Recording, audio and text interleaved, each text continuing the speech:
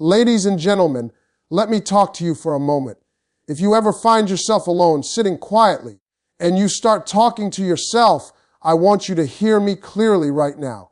That does not mean something is wrong with you. That might mean something is very right with you. Because the truth is, before anybody else ever believes in you, before anybody ever claps for you, before the world ever recognizes your value, you have to have a conversation with you. Talking to yourself is not weakness, it is self-awareness. That truth needs to be said out loud because too many people have been made to feel embarrassed about the moments when they sit alone and speak to themselves. But let me tell you something, real weakness avoids reflection. Weakness runs from silence. Weakness needs constant noise and distraction. Strength, on the other hand, is willing to sit still and face what's going on inside. When you talk to yourself, you are not losing control of your mind, you are taking ownership of it. You are checking in with your thoughts instead of letting them run wild. You are saying, hold on, let me understand what I'm feeling, what I'm thinking, and why I'm feeling this way. Self-awareness begins when you stop pretending everything is fine and start being honest with yourself. Most people are so busy trying to impress others that they never stop to ask themselves the hard questions. Am I happy? Am I growing? Am I doing what I was created to do? Or am I just surviving? When you talk to yourself, you give yourself permission to be truthful without fear of judgment. Nobody is there to interrupt you, correct you, or tell you how you should feel. It's just you and the truth. And truth, even when it's uncomfortable, is powerful. Talking to yourself is how you process life. Life moves fast. People expect answers, results, and reactions immediately. But the mind needs space to organize thoughts and emotions. When you speak your thoughts out loud, you slow them down. You hear them clearly. You catch negative patterns before they turn into beliefs. You realize when fear is talking instead of facts. That's awareness. That's growth. That's maturity. There is a difference between being controlled by your thoughts and guiding them. People who never talk to themselves often let their emotions make decisions for them. They react instead of respond. But when you talk to yourself, you begin to coach yourself. You say things like, calm down, think this through, or this isn't who you are. That's not weakness, that's leadership. You are leading your own mind. Self-awareness also means understanding your value. When you talk to yourself, you remind yourself of who you are when the world forgets. You remind yourself of your standards when temptation shows up. You remind yourself of your goals when distraction tries to pull you off course. That inner conversation becomes a mirror showing you where you are and where you still need to grow. Growth does not start with others. It starts with self-recognition. Some people think confidence comes from praise. It doesn't. Confidence comes from knowing yourself, knowing your strengths, knowing your flaws, knowing what you will tolerate and what you will not. Talking to yourself helps you define those boundaries. It helps you correct yourself without destroying yourself. You can say, I made a mistake, without saying, I am a mistake. That level of awareness builds resilience. When you are self-aware, you stop blaming everyone else for your life. You stop pointing fingers and start taking responsibility. Talking to yourself forces accountability. It asks, what could I have done better? What lesson is here for me? And once you learn the lesson, you stop repeating the same pain. So don't let anyone make you feel strange for talking to yourself. That quiet voice is where clarity is born. That private conversation is where discipline begins. That moment alone is where self-awareness turns into self-respect. And self-respect will change the way you move, the way you choose, and the way you live. The most important conversations happen when no one else is listening. That's a reality most people never fully understand because they are always surrounded by noise. Noise from social media, noise from opinions, noise from expectations, noise from people telling them who they should be and how they should live. But when you are alone, when the room is quiet and there is no audience, that is when the real conversation begins. That is when you meet yourself without filters, without performance, without pretending. And that moment is more powerful than any conversation you will ever have with another person. When no one is listening, you don't have to impress anyone. You don't have to explain yourself. You don't have to defend your choices. You can finally speak honestly. You can admit when you are tired. You can admit when you are scared. You can admit when you don't have it all figured out. That honesty is not weakness. It is the foundation of strength, because you cannot fix what you refuse to acknowledge. The private conversations you have with yourself are where clarity is formed and confusion is untangled. Most people make life-changing decisions alone. Think about it. The decision to walk away, the decision to stay, the decision to start over, the decision to keep going when quitting feels easier. Those choices are not made in crowds. They are made in silence. They are made late at night when nobody is watching.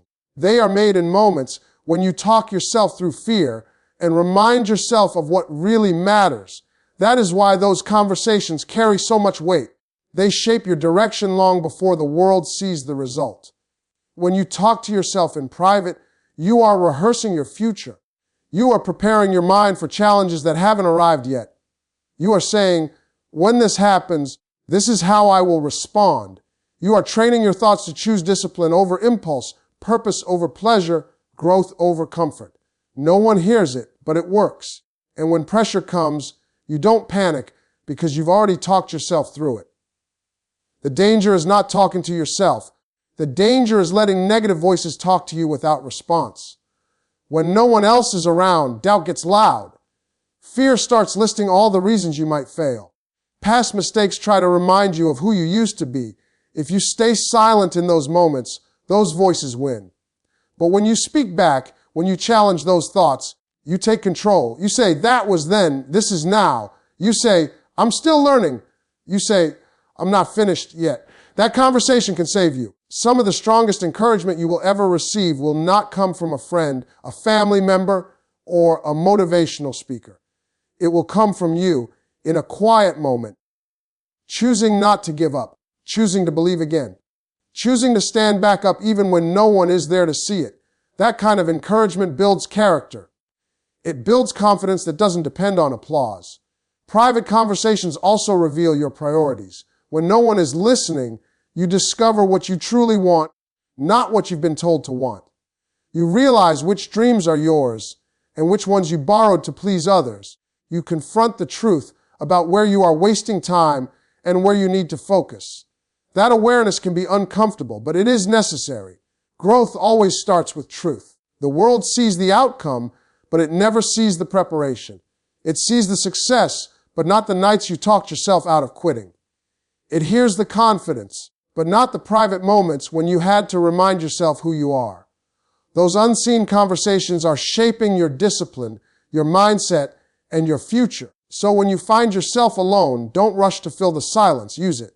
Speak to yourself with intention. Ask the hard questions. Give yourself honest answers. Because long before anyone else believes in you, long before results show up, the most important voice you need to hear is your own. Self-talk shapes confidence, decisions, and destiny, whether people realize it or not. Every single day, there is a voice speaking inside your head, and that voice is influencing how you see yourself and how you move through the world. Long before you take an action, you have a conversation about it. Long before you make a decision, you talk yourself into it or out of it. That inner dialogue is powerful because it becomes the foundation of your confidence and the direction of your life. Confidence is not something you magically wake up with. Confidence is built sentence by sentence, thought by thought. When you constantly tell yourself that you're not good enough, not ready, not capable, you start shrinking your potential before life even tests you. You hesitate. You doubt. You second-guess opportunities that were meant for you. But when your self-talk is intentional, when you speak encouragement instead of criticism, something changes. You walk differently. You speak differently. You show up differently. Not because life got easier, but because your mind got stronger. The way you talk to yourself determines the quality of your decisions. Fearful self-talk leads to safe decisions. Doubtful self-talk leads to delayed decisions. Negative self-talk leads to destructive decisions. You can't expect positive outcomes when your inner voice is constantly predicting failure. When a challenge shows up, the first thing that happens is a conversation. You either say, I can't handle this, or you say, I've been through worse. That one sentence can change everything. One leads to retreat, the other leads to resilience. Most people don't fail because they lack talent or opportunity. They fail because they talk themselves out of trying. They convinced themselves it was too late, too risky. That conversation didn't happen in public. It happened in private, quietly, repeatedly. And over time, those words became beliefs. Beliefs turn into habits, and habits turn into a lifestyle. That's how destiny is shaped, not in one big moment, but through daily internal conversations. When you speak to yourself with purpose, you begin to guide your destiny instead of reacting to life. You stop letting emotions control your choices. You pause. You think. You redirect your thinking. You remind yourself of the bigger picture. That's maturity. That's growth. That's understanding that you don't have to believe every thought that enters your mind. You can challenge it. You can replace it. You can rise above it. Self-talk also determines how you recover from failure. Failure talks too. It tells you that you're not cut out for this, that you embarrassed yourself, that you should stop trying. But confident self-talk responds. It says, I learned something. It says, this didn't end me. It says, I'm still standing. That response is what separates people who quit from people who evolve. Everybody falls. Not everybody gets back up. The ones who do are the ones who spoke life into themselves when it mattered most. Destiny doesn't respond to luck. It responds to mindset. The decisions you make today are influenced by the words you tell yourself today. If you keep saying one day, destiny keeps waiting. If you start saying, now is the time, destiny starts moving. Your inner voice is either pushing you toward growth or pulling you back into comfort. And comfort, while it feels good, rarely leads to greatness. You were never meant to be your own enemy. That voice inside you is meant to guide you, not destroy you. When you learn to speak to yourself with clarity, discipline, and faith, you align your actions with your purpose.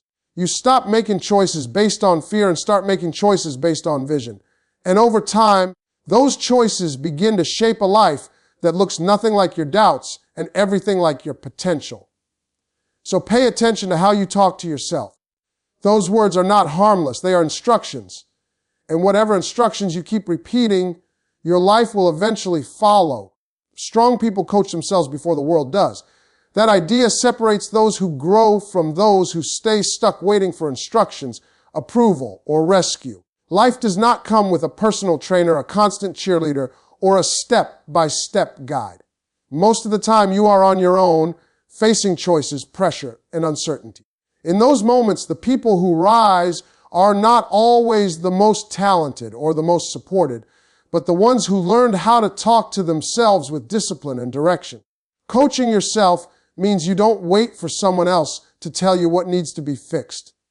You recognize it. You don't wait for someone else to motivate you. You challenge yourself to move even when motivation is low. Just like a coach pushes an athlete past comfort, self-coaching pushes you past excuses. It tells you to show up when you'd rather stay comfortable. It tells you to practice when no one is watching. That inner voice becomes firm, honest, and focused, not cruel, but accountable. The world is quick to criticize. People will point out your flaws, your mistakes, and your failures without mercy. But strong people don't wait for that. They review themselves first. They replay their actions, their words, their habits, and ask, what can I do better? That question is powerful because it puts control back in your hands. Instead of feeling attacked by feedback, you are already improving. Self-coaching turns criticism into fuel rather than a wound. When you coach yourself, you learn how to separate emotions from actions. Feelings change daily, but discipline must remain consistent. A self-coached person knows how to say, I don't feel like it, but I'm going to do it anyway. That mindset builds reliability. You become someone who can be trusted, especially by yourself. And once you trust yourself, confidence grows naturally. You stop making promises you don't keep. You stop setting goals you don't honor. Self-coaching also means correcting yourself without destroying your confidence. Weak people either ignore their flaws or punish themselves for them. Strong people acknowledge mistakes and adjust. They say, that wasn't my best, but I can do better next time. That balance is important. You don't need to shame yourself into growth. You need to guide yourself into it. Just like a good coach corrects form without crushing spirit, your inner voice should challenge you while still believing in you. before the world demands excellence from you. Self-coaching teaches you to demand it from yourself. That's why strong people are not easily shaken by pressure. They've already trained under it. They've already had hard conversations with themselves. They've already faced their weaknesses in private. So when the spotlight comes, they are not exposed. They are prepared. Self-coaching also protects you from being easily influenced. When you don't coach yourself, you let others define your standards. You follow trends, opinions, and emotions that don't align with your goals. But when you have an inner coach, you check decisions against your purpose. You ask, does this move me forward or distract me? That awareness saves time, energy, and regret. Strong people understand that growth is uncomfortable. Coaching yourself means being honest about that discomfort and moving anyway. It means choosing long-term results over short-term relief. It means correcting bad habits even when they feel familiar. That inner discipline compounds over time. Small daily self-corrections turn into major life improvements. The world eventually notices self-coach people. They appear consistent. They appear focused. They appear grounded. What the world doesn't see is the private work, the self-talk, the internal push that happens long before success shows up. Strength is not loud. It is built quietly through daily conversations where you refuse to quit, refuse to settle, and refuse to be led by anything other than purpose. When you learn to coach yourself, you stop waiting for life to shape you. You take responsibility for shaping yourself. And that is where real strength begins. Loneliness can become a training ground for greatness, but only if you understand what it is meant to teach you. Most people run from loneliness because it feels uncomfortable. It feels like rejection, like abandonment, like something must be wrong. But loneliness is not always a punishment. Sometimes it is preparation. Sometimes it is life-removing distractions so you can finally hear yourself think and grow into who you are supposed to become. When you are alone, you are forced to face yourself without shortcuts. There is no one to entertain you, validate you, or distract you from your thoughts. That space can feel heavy, but it is also powerful. In loneliness, weaknesses surface, fears speak up, doubts try to take control. But so do dreams, ideas, and clarity. Loneliness strips away noise and exposes truth. And truth, once faced, becomes a tool for growth. Greatness requires focus, and focus is born in isolation. Every skill that has ever been mastered required time alone. Every strong mind was built in moments where no one else was present. Loneliness teaches discipline. It teaches patience. It teaches you how to sit with discomfort without escaping it. When you can be alone without falling apart, you gain emotional strength. You stop needing constant reassurance. You stop chasing attention. You become grounded. Many people confuse loneliness with being unwanted. That belief damages confidence. But loneliness often shows up when you are being redirected. It creates space between who you were and who you are becoming. During that space, you learn how to rely on yourself. You learn how to self-soothe, self-correct, and self-motivate. Those skills are not developed in crowds. They are developed in quiet moments where you choose growth over self-pity. Loneliness also sharpens your vision. When you are constantly surrounded by others, it's easy to adopt their opinions, habits, and limitations. Alone time gives you the chance to separate your voice from everyone else's. You start recognizing what you truly want instead of what you've been told to want. You realize which relationships were draining you and which goals actually matter. That clarity is priceless. In loneliness, resilience is built. You learn how to survive emotional lows without external support. You learn how to process pain instead of numbing it. You learn that you can handle more than you thought. That realization builds confidence. Not loud confidence, but quiet confidence, the kind that doesn't need validation because it comes from self-trust. Loneliness also teaches humility. It reminds you that applause is temporary, but character lasts. When no one is watching, you find out who you really are. Do you keep your standards? Do you stay disciplined? Do you remain kind to yourself? Those answers define your future more than any public success. Greatness is sustained by what you do in private, not what people see in public. Some of the strongest people you admire went through seasons of isolation. They weren't celebrated while they were growing.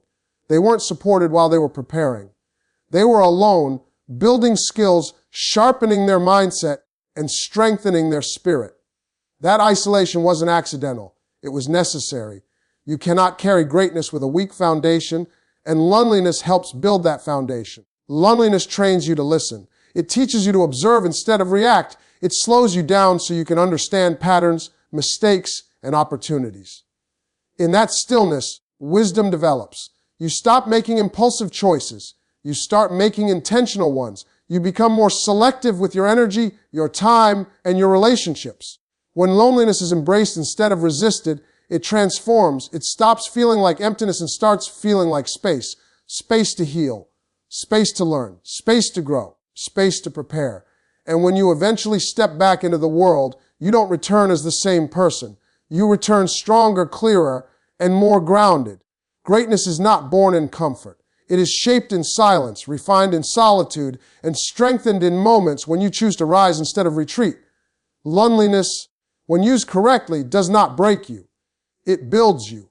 What you say to yourself determines who you become, whether you are aware of it or not. Every identity begins as a sentence spoken internally and repeated until it feels true. Long before the world labels you as successful, confident, broken, or defeated, you have already been calling yourself something in your own mind. Those private words slowly shape your beliefs, and beliefs shape behavior. Behavior, repeated over time, becomes character. That is how a life is formed from the inside out. Many people speak to themselves in ways they would never speak to someone they love. They insult themselves for mistakes, replay failures, and remind themselves of past disappointments as if punishment will somehow create progress. But harsh self-talk does not build strength, it builds fear. Fear makes you hesitant. Fear makes you small. Fear keeps you from stepping into opportunities that require courage. If you keep telling yourself you are not enough, you will start living like it, even when you are more than capable. The mind believes what it hears repeatedly. When you constantly say, I can't, your brain stops looking for solutions. When you say, I always mess things up, you stop trying new approaches. But when you change the language, you change the direction. Saying, I'm learning, opens doors. Saying, I'll figure it out, builds resilience. Saying, this is hard, but I'm still standing, keeps you moving forward. Words are not just expressions, they are instructions. Your self-talk becomes your environment. If that environment is hostile, growth becomes difficult. But when your inner world is supportive, disciplined, and honest, you begin to thrive even under pressure. You don't fall apart as easily. You recover faster. You stay focused longer. Not because life stops challenging you, but because your mind is no longer working against you. What you say to yourself also determines how you handle setbacks. Two people can experience the same failure and end up in completely different places. One says, this proves I'm not meant for this, and quits. The other says, this showed me what I need to improve, and grows. The difference is not intelligence or luck. It is interpretation. And interpretation is guided by self-talk. Identity is shaped by repetition. If you consistently tell yourself you are disciplined, you start acting disciplined. If you tell yourself you are resilient, you begin to endure hardship differently. The brain looks for evidence to support what you believe about yourself. That's why negative self-talk becomes a trap. It trains your mind to collect proof of limitation. Positive, honest self-talk trains your mind to recognize potential. This does not mean lying to yourself or pretending everything is perfect. Real self-talk is balanced. It acknowledges flaws without making them permanent. It recognizes pain without turning it into identity. It says, I'm struggling, not I'm a failure. It says, I need to improve, not I'll never change. That distinction is powerful because it keeps your future open instead of locked by past mistakes. The person you become tomorrow is listening to what you say today. Every time you encourage yourself, you strengthen your future. Every time you tear yourself down, you weaken it. Over time, those small moments accumulate. You don't suddenly become confident or broken. You arrive there through daily conversations with yourself. Strong self-talk creates alignment.